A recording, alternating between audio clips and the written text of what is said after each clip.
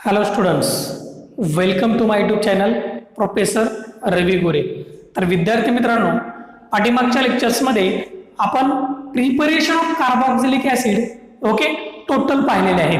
Okay, शेवटचं 7 नंबरचं आपण प्रिपरेशन बघितले कार्बोक्सिलिक ऍसिडचं फ्रॉम ग्रिग्नार्ड रिएजंट. ओके, आपण काय करू शकतो? ग्रिग्नार्ड रिएजंट सोबत रिएक्शन आपण ड्राय आईस म्हणजे सॉलिड CO2 ची रिएक्शन करू शकतो in presence of dry ether to form complex which is on acid hydrolysis to form carboxylic acid. ठीक आहे, म्हणजे आपण 7 नंबरच्या प्रिपरेशन मध्ये ग्रिग्नार्ड रिएजंट पासूनही आपण काय केले, तुमचे कार्बोक्सिलिक ऍसिड बनवले आणि इथपर्यंत जवळजवळ 7 प्रिपरेशन आपण काय केलं, 7 स्टेपनं किंवा 7 मेथडनं आपण काय केले, कार्बोक्सिलिक ऍसिड बनवले. ओके, एकदम सिंपल आहे.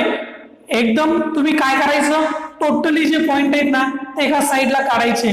प्रिपरेशन कोणकोणतं आहे, कशा कशा पद्धतीमध्ये आपण प्रिपरेशन करू शकतो, प्रत्येकाचे काय करायचं, जनरल रिएक्शन लिहित चालायचं.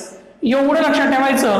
एनी एक्झाम्पल घ्या, तुम्हाला अडचण येणार नाही. ऑर्गॅनिक केमिस्ट्रीची स्टडी करताना कशी करायची, कधीही अंडरस्टँडिंग करून करायची, समजून घ्यायचं. ओके, कशा पद्धतीमध्ये प्रॉडक्ट फॉर्म होतो, ओके हे टोटल समजून घ्यायचं. आणि जर तुम्ही समजून घेऊन गेलं तर अडचण येणार नाही. आता बघा, आता तुम्हाला प्रिपरेशन ऑफ कार्बोक्सिलिक ऍसिड आहे, आपण सांगितलं 7 प्रिपरेशन आहे. ठीक आहे ना, मग कसं काढणार आपण 7 प्रिपरेशन, एवढे कसे लक्षात ठेवणार? काही नाही, पहिलं प्रिपरेशन काय, नाव लिहायचं, जनरल रिएक्शन लिहायची. दुसरं प्रिपरेशन नाव, जनरल रिएक्शन, सर्वांच्या जनरल रिएक्शन लिहून घ्यायच्या आणि लक्षात ठेवायचं कुठं अटॅक होतो आणि कशाचं कन्व्हर्जन कशामध्ये होतं. बरोबर आहे की नाही? आपण इथं काही काही अशा बघितल्यात, सायनाइडचं आपण ऍसिड मध्ये पण कन्व्हर्जन करतो. बरोबर आहे की नाही? इस्टरचं ऍसिड मध्ये कन्व्हर्जन बघितलंय, अमाइडचं ऍसिड मध्ये कन्व्हर्जन बघितलंय. बरोबर आहे की नाही? ओके, म्हणजे सायनाइड किंवा नायट्राइलचं पण ऍसिड मध्ये कन्व्हर्जन बघितलंय. अल्किल बेंझिन आहे, म्हणजे एखादा जर तुमचा लॉंग ग्रुपला असला त्याचं आपण ऑक्सिडेशन करूनही काय करू शकतो, कार्बोक्सिलिक ऍसिड मध्ये कन्व्हर्जन करू शकतो. ओके, त्याच्यानंतर ग्रिग्नार्ड रिएजंट आहे. बरोबर आहे, ग्रिग्नार्ड रिएजंट मध्ये RMGX आहे. RMGX is a organometallic compound. ह्याच्यावरही आपण ड्राय आईस म्हणजेच CO2 टाकून काय करू शकतो, रिएक्शन करून कार्बोक्सिलिक ऍसिड बनवू शकतो. व्यवस्थित हे सर्व पॉइंट क्लिअर करून घ्यायचे. ओके, आता ह्याच्यानंतर प्रिपरेशनच्या नंतर कोणता पॉइंट असतो माहितीये, तर प्रिपरेशनच्या नंतर आपला पॉइंट असतो तो म्हणजे प्रॉपर्टीज. प्रॉपर्टीज मध्ये 2 टाईपच्या प्रॉपर्टीज असतात, एक म्हणजे फिजिकल प्रॉपर्टी आणि दुसरी म्हणजे केमिकल प्रॉपर्टी. ठीक आहे, मग बघा फिजिकल प्रॉपर्टी आणि केमिकल प्रॉपर्टी काय फरक आहे बरं, फिजिकल आणि केमिकल? एकदम सिंपल भाषेमध्ये सांगतो. फिजिकल प्रॉपर्टी अशा असतात की ज्या प्रॉपर्टीज आपण डोळ्याने बघू शकतो, जसं की त्याचा कलर असेल, त्याचा ओडर असेल, त्याचे बॉइलिंग पॉइंट असतील, मेल्टिंग पॉइंट असतील. बरोबर आहे की नाही? हे जे काही पॉइंट्स असतील, त्याची सोल्युबिलिटी असेल, हे सर्व त्याचं नेचर असेल, हे सर्व पॉइंट आपण काय करू शकतो, डोळ्याने बघू शकतो. म्हणजे ज्या डोळ्याने बघून सांगितल्या जातात प्रॉपर्टी, त्या तुमच्या फिजिकल प्रॉपर्टीज असतात. आणि नेक्स्ट असते तुमची केमिकल प्रॉपर्टीज, म्हणजे जो तुमचा कार्बोक्सिलिक ऍसिड आहे त्या कार्बोक्सिलिक ऍसिडवर वेगवेगळे कंपाऊंडची ट्रीटमेंट करून आपण नवीन दुसरे कंपाऊंड त्याच्यापासून फॉर्म करू शकतो. त्या झाल्या केमिकल प्रॉपर्टीज. बरोबर आहे की नाही? आता केमिकल प्रॉपर्टीज डोळ्याने आपण नाही बघू शकत, म्हणजे एखाद्या रिएक्शन्स पासून कार्बोक्सिलिक ऍसिडवर तुम्ही वॉटर टाकलं आणि त्याच्यापासून दुसरा एखादा कंपाऊंड फॉर्म व्हायलाय की तुम्हाला असं दिसणार नाही तो इकडे चाललाय म्हणून. ठीक आहे ना? ओके, म्हणजे अशा पद्धतीमध्ये एकदम सिंपल कन्सेप्ट असतात. फक्त अंडरस्टँडिंग करून घेतलं, समजून घेतलं तर अडचण येत नाही. मग आता ह्याच्यामध्ये आपण काय करूया, ओके नेक्स्ट पॉइंट म्हणजे आजच्या लेक्चरमध्ये आपण फिजिकल प्रॉपर्टीज बघूयात. चला बघा, कुणाच्या बघायच्या फिजिकल प्रॉपर्टीज बघूयात. चला, physical properties of carboxylic acid. Carboxylic acid. Okay, physical properties of carboxylic acid. मग आपण कार्बोक्सिलिक ऍसिडच्या फिजिकल प्रॉपर्टी सांगू शकतो. मग कोणकोणत्या फिजिकल प्रॉपर्टी ते लक्षात ठेवायचं. जे लोअर मेंबर असतात कार्बोक्सिलिक ऍसिडचे ते लिक्विड मध्ये असतात. बरोबर आहे, लक्षात ठेवायचं. कसे बघा, lower member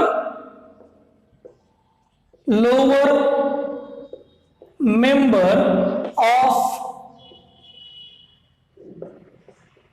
carboxylic acid is liquid. Lower member म्हणजे सुरुवातीचे जे तुमचे कार्बोक्सिलिक ऍसिड आहे ॲलिफॅटिकचे ते कसे तुमचे लिक्विड स्टेट मध्ये. ठीक आहे. मग जर हायर जर असतील तर colourless, odourless, wax like solid मध्ये असतात. म्हणजे कसं, higher member of carboxylic acid किंवा मग higher member is colourless,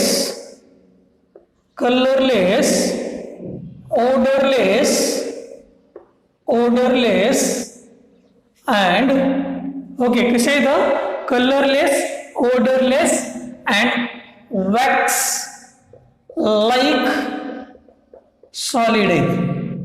okay, कसे आहे वॅक्स लाईक सॉलिड आहे, लक्षात ठेवायचं. ठीक आहे. त्याच्यानंतर जर आपण बघितलं तर कंपॅरिझन मध्ये जर बघितलं तर कार्बोक्सिलिक ऍसिडचे बॉइलिंग पॉइंट बाकीच्यांपेक्षा कसे असतात, हायर असतात. ओके, म्हणजे बाकी कोण कोण, अल्केन असू द्या, इथर असू द्या, अल्कोहोल, त्याच्यानंतर अल्डेहिड, कीटोन्स ह्यांच्यापेक्षा कार्बोक्सिलिक ऍसिडचे बॉइलिंग पॉइंट कसे असतात, जास्त असतात. त्याचं कारण पण आहे. का बरं जास्त असतात? कारण की कार्बोक्सिलिक ऍसिडचे आपण जर 2 मॉलिक्यूल घेतले तर ते 2 मॉलिक्यूल काय करतात, डायमर फॉर्म करतात. म्हणजेच हायड्रोजन बॉन्डिंग थ्रू काय करतात, ते डायमर फॉर्म करतात. आणि ते कोणत्या स्टेट मध्ये जर तुम्हाला विचारलं तर इथं तुम्हाला विचारलं जाऊ शकते carboxylic acid they show dimer. बरोबर आहे की नाही? कार्बोक्सिलिक ऍसिड काय करते, डायमर फॉर्म करते. तर ते कोणत्या स्टेट मध्ये करते किंवा कोणत्या फेज मध्ये करते तर लक्षात ठेवायचं. तिथे जर तुम्हाला ऑप्शन मध्ये असलं solid state, liquid state, okay, vapour state, तर लक्षात ठेवायचं व्हेपर किंवा गॅस. ओके, सेमच. गॅस किंवा व्हेपर जर आलं तर लक्षात ठेवायचं कार्बोक्सिलिक ऍसिड गॅस किंवा व्हेपर स्टेट मध्ये काय करतात, तुमचा डायमर फॉर्म करतात. ठीक आहे. त्याच्यानंतर सोल्युबिलिटी बघितली तर कार्बोक्सिलिक ऍसिड हे तुमचे कशामध्ये सोल्युबल असतात, ऑर्गेनिक सॉल्व्हंट मध्ये. म्हणजे आपण सोल्युबिलिटी जर बघितली तर सांगू शकतो carboxylic acid soluble in organic solvent, like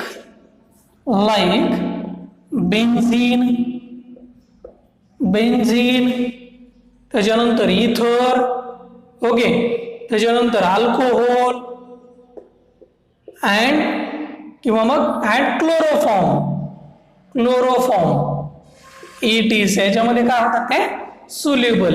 okay. त्याच्यानंतर तुम्हाला काय सांगितलंय, कार्बोक्सिलिक ऍसिडचे बॉइलिंग पॉइंट कसे असतात, हायर असतात. मग आपण लिहू शकतो carboxylic acid higher boiling point than alkane, ether, alcohol,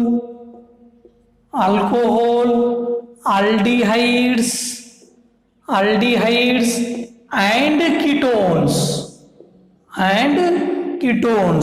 aldehydes and ketones. Okay, carboxylic ऍसिडचे बॉइलिंग पॉइंट कसे असतात, हायर असतात.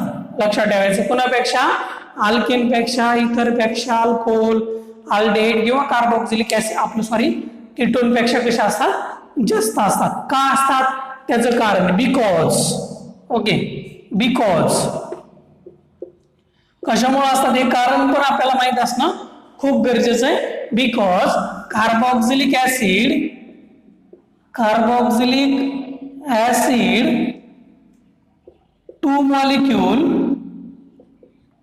2 molecule they form dimer in vapor or gas phase.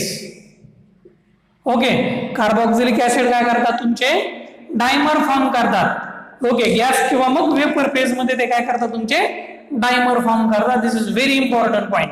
Okay, हा पॉइंट तुमचा तेवढाच इम्पॉर्टंट आहे. आता कसे डायमर फॉर्म करतात तर लक्षात ठेवा, एकदम सिंपल आपण बघूया. हा जर तुमचा आर असेल, इथं आपण काय घेतला सी, डबल बॉन्ड ओ, इथं ऑक्सिजन, इथं हायड्रोजन, म्हणजे R C double bond O O H. बरोबर आहे. त्याच्यानंतर परत इथं कार्बन घेतला. ओके, त्याच्यानंतर इथं आर आहे. ओके, इथं तुम्ही CH3 पण घेऊ शकता, डझंट मॅटर. ऍसिडिक ऍसिड पण तुम्ही रिप्रेझेंट करू शकता.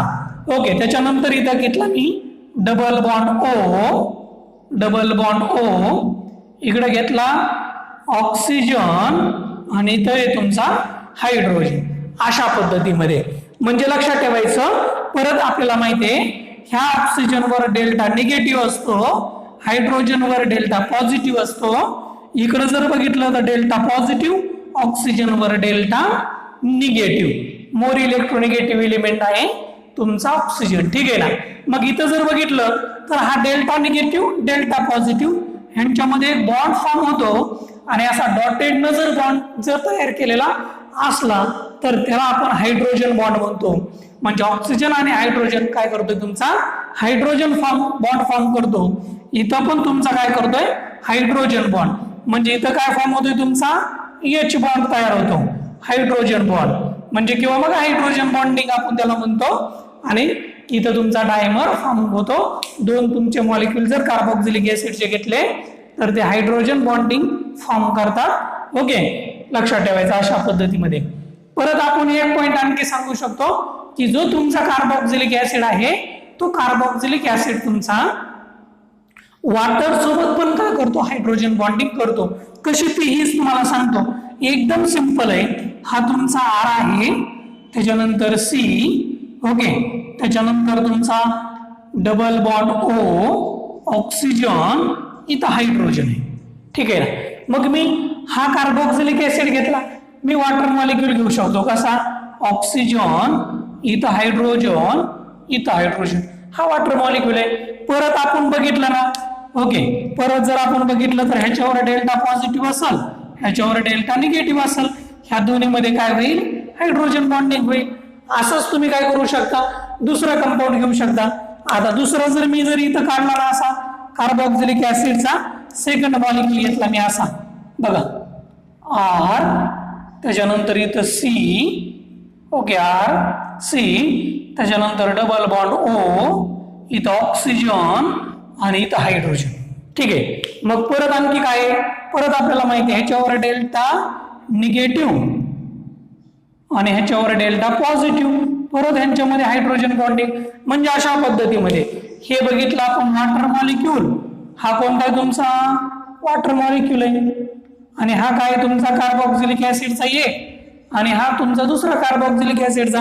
म्हणजे यांच्यामध्ये पण म्हणजे हायड्रोजन बॉन्डिंग पॉसिबल आहे. कार्बोक्सिलिक ऍसिड वॉटर मध्ये पण हायड्रोजन बॉन्डिंग पॉसिबल आहे. आणि जर तुम्ही कार्बोक्सिलिक ऍसिडचे दोन मॉलिक्यूल घेतले त्यांच्यामध्येही आपण हायड्रोजन बॉन्डिंग फॉर्म करू शकतो. लक्षात ठेवायचं, हे इम्पॉर्टंट क्वेश्चन आहे. तुम्हाला याच्यावर क्वेश्चन विचारला जाऊ शकतोय. ठीक आहे ना. आलंय लक्षात इथपर्यंत? काही नाही, सिंपल लक्षात ठेवायचं. लोअर मेंबर आहे कसे असतात लिक्विड मध्ये असतात. जे हायर मेंबर असतात ते तुमचे कसे असतात ओके कलरलेस असतात, ओडरलेस असतात, सॉलिड वॅक्स लाईक सॉलिड मध्ये असतात.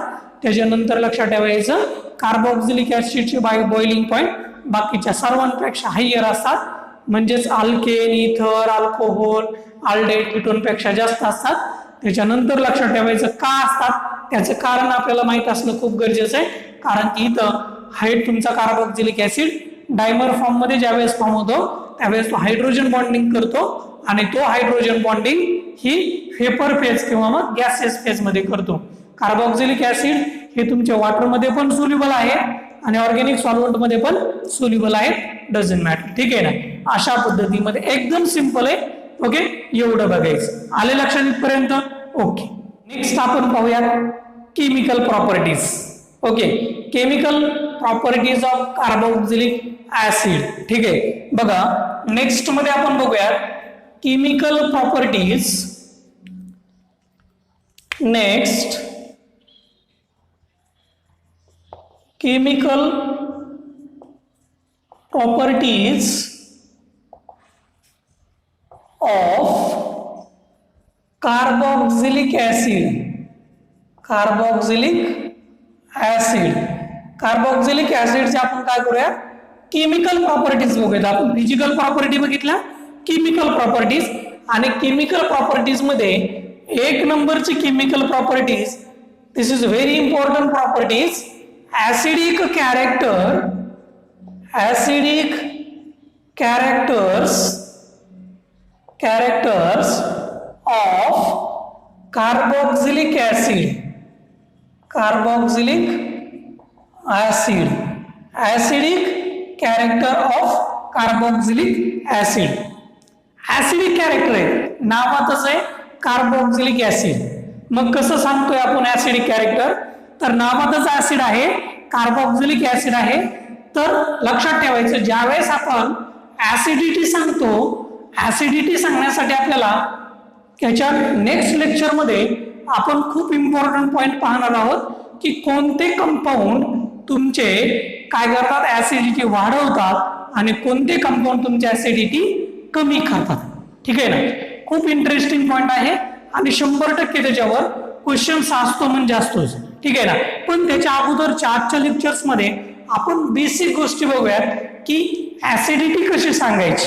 ठीक आहे ना, तर बघा acidic characters of carboxylic acid. आता ऍसिडिक कॅरेक्टर आहे कार्बोक्सिलिक ऍसिडचं कशामुळे वाढतंय. आता एक गोष्ट जर आपण बघितलं तर कार्बोक्सिलिक ऍसिड कडे तुमचा RCOOH ग्रुप आहे. म्हणजे कसा ग्रुप आहे तुमचा, हा असा आहे RC डबल बॉन्ड OH. बरोबर आहे ना. आणि इथं जर आपण कंपॅरिझन जर बाकीच्या ग्रुपमध्ये जर केलं तर ऑब्वियसली आपल्याकडे इथं कार्बोक्सिलिक ऍसिड मध्ये दोन असे तुमचे ग्रुप आहेत, इलेक्ट्रॉन, ओके, म्हणजेच इलेक्ट्रॉन निगेटिव्ह ग्रुप आहे, 2 ऑक्सिजन ऍटम. ठीक आहे ना. मग जर 2 ऑक्सिजन याच्यामध्ये इलेक्ट्रोनिगेटिव्ह जर ग्रुप अटॅच असतील तर ऑब्वियसली याची ऍसिडिक कॅरेक्टर असणारच आहे. कारण की परत आणखी जर आपल्याला सांगायचं म्हटलं तर ह्याच्यामध्ये रेझोनन्स स्टॅबिलाइज्ड स्ट्रक्चर काय होतंय, रेझोनन्स स्टॅबिलाइज्ड स्ट्रक्चर तयार होतात. ओके, त्याच्यासाठीही आपण सांगतो की ऍसिडिक कॅरेक्टर आहेत. परत आणखी आपण जर ऍसिड आहे तुमचे, ऍसिडची जर रिॲक्शन आपण सोडियम मेटल सोबत केली किंवा मग अल्कली सोबत केली तर त्याच्यापासून आपल्याला काय भेटतंय, तर त्याच्यापासून आपल्याला सॉल्ट भेटतो. ठीक आहे, मग त्याही रिॲक्शन बघूयात. जर ऍसिडिक कॅरेक्टर सांगायचं असलं तर आपण मेटल सोबत पण रिॲक्शन करतो. मग त्याच्यामध्ये ज्या रिॲक्शन आहे तुमच्या, त्या रिॲक्शन आपण अशा पण सांगू शकतो. एक तर माहिती आपल्याला कार्बोक्सिलिक ऍसिड कसा आहे तुमचा, ऍसिडिक आहे, लक्षात ठेवायचं बाकीच्यांपेक्षा. मग जर आपण रिॲक्शन मध्ये जर बघितलं, ही रिॲक्शन आपण सांगू शकतो RC double bond OH, 2 molecules घेतले मी, 2 molecules of RC double bond OH carboxylic acid on reaction with 2 Na. Sodium घेतला तर त्याच्यापासून कधीही लक्षात ठेवायचं, सोडियम जर रिॲक्शन जर केली तर याच्यापासून आपल्याला सॉल्ट भेटतो RC double bond O minus आणि Na+, हा सॉल्ट भेटतो. आणि त्याच्यामध्ये हे तुमच्या कार्बोक्सिलिक ऍसिडचे 2 मॉलिक्यूल घेतले म्हणजे इथं तुमचे हायड्रोजन 2 आहेत आणि बाहेर पडतो तुमचा हा H2. ओके, हा तुमचा हायड्रोजन काय पडतोय, बाहेर पडतोय. परत जर तुम्ही बघितलं सॉल्ट आणखी कोणापासून फॉर्म होतो तर तुम्ही परत आणखी घेतला RC double bond OH on reaction with NaOH. Alkali सोबत जरी रिॲक्शन केली तरी जसं फिनॉल येईल तुमचा त्या टाइप मध्ये. बघा आता परत तुमचा इथे काय तयार होतो, RC double bond O minus Na++. आता बघा काय होतो, हा OH आणि इथला हायड्रोजन म्हणजे बाहेर पडतो तुमचा H2. परत तुम्ही सोडियम, ओके, म्हणजे ह्याच्यासोबत पण रिॲक्शन करू शकता, RC double bond OH plus NaHCO3 sodium bicarbonate. Okay, ह्याच्यासोबत रिॲक्शन करून परत तुम्ही फॉर्म करू शकता RC double bond O minus Na plus, परत त्याच्यासोबत एक तुमचा वॉटर मॉलिक्यूल आणि दुसरा तुमचा CO2 हा पण तुमचा काय होतो इथं फॉर्म होतो. म्हणजे अशा पद्धतीमध्ये आपण काय करू शकतो, रिॲक्शन करू शकतो. ह्या रिॲक्शन आहे म्हणजे मेटल यूज करून करू शकतो. आता तुम्हाला वाटत असेल इथं प्रश्न काय आहे, ज्यावेळेस आपण आता काय करणार आहे, कार्बोक्सिलिक ऍसिड मध्ये वॉटर टाकणार आहे त्यावेळेस काय होते बघा. ठीक आहे, नेक्स्ट जर आपण रिॲक्शन बघितली, हा असा कार्बोक्सिलिक ऍसिड आहे RC डबल बॉन्ड OH. ठीक आहे, हा कार्बोक्सिलिक ऍसिड आहे. ह्याची रिॲक्शन जर मी H2O सोबत जर केली ना, तर हा कार्बोक्सिलिक ऍसिड मधले हे जे दोन ऑक्सिजन असतात हे मोर इलेक्ट्रोनिगेटिव्ह आहेत आणि हे काय करतात, स्वतःकडे इलेक्ट्रॉन ओढून घेतात. हा हायड्रोजन इथं लूज होतो आणि इझिली डिसोसिएट होतो. म्हणजेच काय करता येईल, ही इक्विलिब्रियम मध्ये रिॲक्शन जाते तुमची. इक्विलिब्रियम मध्ये हा वॉटर मॉलिक्यूल काय करतो, ह्या ऑक्सिजनच्या लोन पेअर इथला हायड्रोजन अब्स्ट्रॅक्ट करतात आणि इथला बॉन्ड काय होतो, ब्रेक होतो. मग जर वॉटरनं ह्या ऑक्सिजननं जर हायड्रोजन जर घेतला तर ह्याच्यापासून इथं तुमचा काय बनतो बघा, ह्या ऑक्सिजनवर हेड आलं म्हणजे RC double bond O minus बनला, कार्बोक्सिलेट आयन बनला आणि त्याच्यानंतर नेक्स्ट तुमचा तयार झाला इथं, ह्या ऑक्सिजननं हायड्रोजन घेतला म्हणजे H3O पॉझिटिव्ह तयार झाला. म्हणजे एक तयार झाला कार्बोक्सिलेट आयन एनायन. ओके, हे काय झालं तुमचा कार्बोक्सिलेट एनायन आणि एक तयार झाला तुमचा हायड्रोनियम आयन. हे फॉर्म झाले. बरोबर आहे. मग ह्याच्या बेसिसवर आपण काय सांगणार, तर ह्याच्या बेसिसवर आपल्याला पीके सांगायचे असतात. तर कसे बघा, आता हा झाला तुमचा प्रॉडक्ट कडचा भाग आणि हा झाला तुमचा रिएक्टंट रिएजंट कडचा पार्ट. मग ह्याला आपण इक्विलिब्रियम कॉन्स्टंट मध्ये कसं लिहायचं, पी इक्विलिब्रियम. ओके, किंवा मग आपण कसं कोणत्याही ह्याच्यामध्ये आपण एक कॉन्स्टंट यूज करतो. Okay, K equilibrium. आता ह्याचं कसं करणार आपण, K equilibrium is equal to हा एकाचा प्रॉडक्टचा पार्ट घ्यायचा कोणता आहे, concentration of RCOO minus into concentration of H3O plus divided by इकारचं रिॲक्टंट मध्ये कोण आहे, concentration of RCOOH into concentration of H2. जर तुम्हाला विचारलं हा के काय आहे, के इक्यू म्हणजे काय, तर लक्षात ठेवायचं हा काय तुमचा इक्विलिब्रियम कॉन्स्टंट आहे. इक्विलिब्रियम कॉन्स्टंट ह्या मॅक्झिमम रिॲक्शन तुमच्या इक्विलिब्रियम ह्याच्यामध्ये तुमच्या ऍसिड बेस मध्ये खूप कन्सेप्ट तुमचा क्लिअर सांगितलेला आहे. ठीक आहे, अशा पद्धतीमध्ये परत आपण काय करू शकतो, कधीही आपण जर बघितलं ना तर रिॲक्शन मध्ये वॉटरचं प्रमाण आपण काय करतो, एक्सेस मध्ये यूज करतो. ठीक आहे, कधीही आपण रिॲक्शन्स मध्ये वॉटरचं प्रमाण हे आपण काय करतो, एक्सेस मध्ये यूज करतो. म्हणून परत आपण सांगू शकतो K is equal to K equilibrium concentration of H2O. मी काय केलं, वॉटर हा कधी पण एक्सेस मध्ये घेतला जातो. आता के म्हणजे काय लक्षात ठेवायचं, के म्हणजे काय तुमचा acid dissociation constant, acid dissociation constant K. आणि के इक्विलिब्रियम घेतला इज इक्वल टू हा जशाच तसा लिहायचा, concentration of RCOO minus into concentration of H3O positive divided by concentration of RCOOH. Okay, आता तुम्ही म्हणता PKA आणि PAH म्हणजे PKA आणि KA हे काय, KA काय सांगते, ऍसिडिटी डिसोसिएशन कॉन्स्टंट सांगते.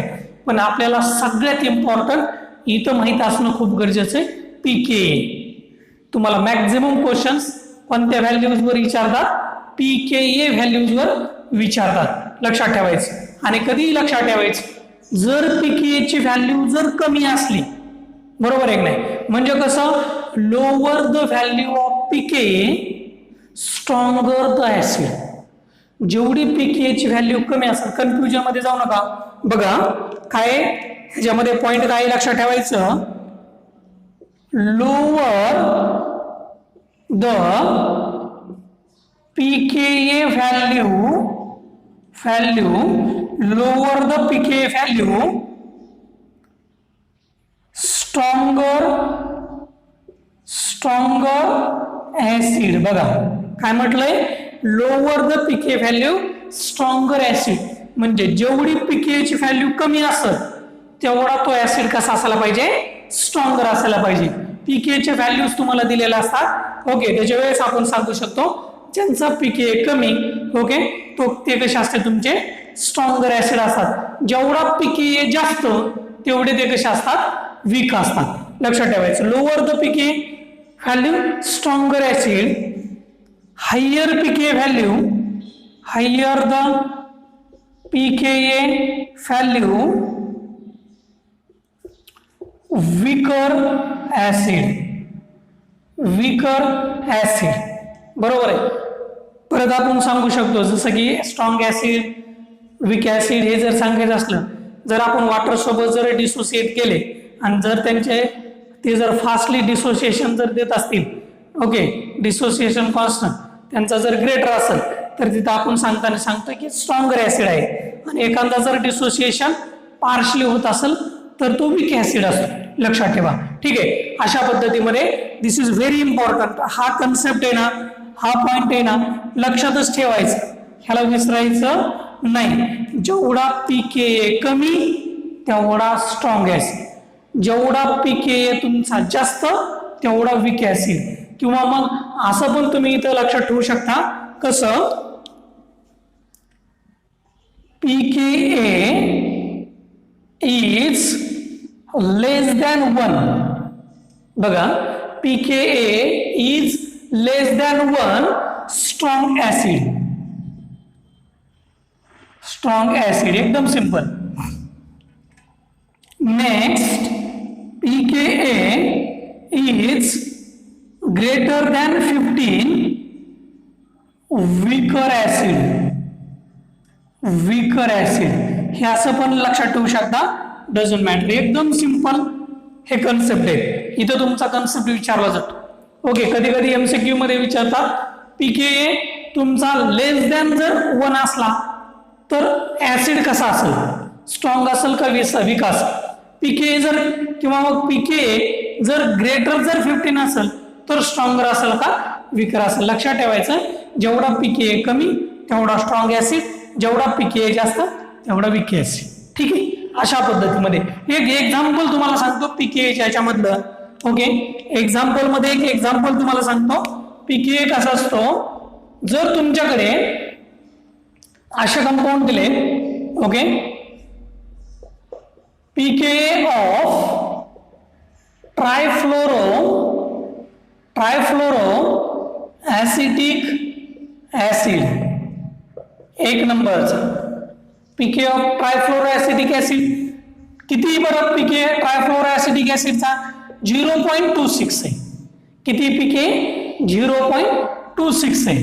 ओके, सेकंड बघितला pKa ऑफ बेन्झोइक ऍसिड. बघा, बेन्झोइक ऍसिडचा pKa किती, pKa ऑफ बेन्झोइक ऍसिड याचा pKa आहे तुमचा 4.19 and 3 नंबर बघितला pKa ऑफ ऍसिटिक ऍसिडचा pKa 4.76 च्या कन्सिडर मध्ये. ओके, 4.76. ओके, अशा पद्धतीमध्ये हे pKa तुमच्या व्हॅल्यूज आहेत. मग तुम्हाला जर मी विचारलं कोण सगळ्यात जास्त तुमचा ऍसिडिक असतं, तर ऑब्विसली आपण बघू शकतो ह्या रिलेशनहून, जर ज्याचा pKa कमी तो मोर असला पाहिजे. मग इथं तर तुमचा 0.26 आहे, इथं 4.19 आहे आणि इथं 4.76 आहे.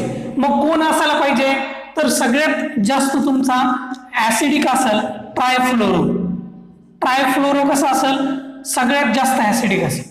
त्याच्यानंतर कोण असेल, बेन्झोइक ऍसिड असेल, बेन्झोइक. आणि त्याच्यानंतर सगळ्यात कमी कोण असला पाहिजे, ऍसिटिक ऍसिड.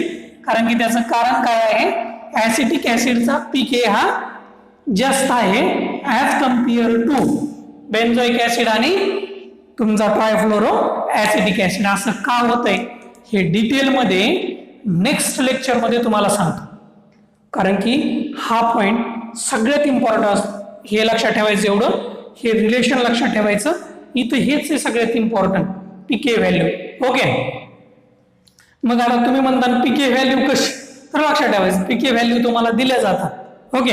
आता बघा ह्याच्यानंतर कोणता ऍसिड मोर असेल, कोणता ऍसिड लेस असेल, हे कशावर डिपेंड असते माहितीये, तुमच्या सबस्टिट्यूएंटवर डिपेंड असते. कशावर डिपेंड असते, सबस्टिट्यूएंटवर डिपेंड असते. आणि कोणते सबस्टिट्यूएंट ऍसिडिटी वाढवतात आणि कोणते सबस्टिट्यूएंट ऍसिडिटी कमी करतात, हे आपण नेक्स्ट लेक्चरमध्ये डिटेलमध्ये बघूयात.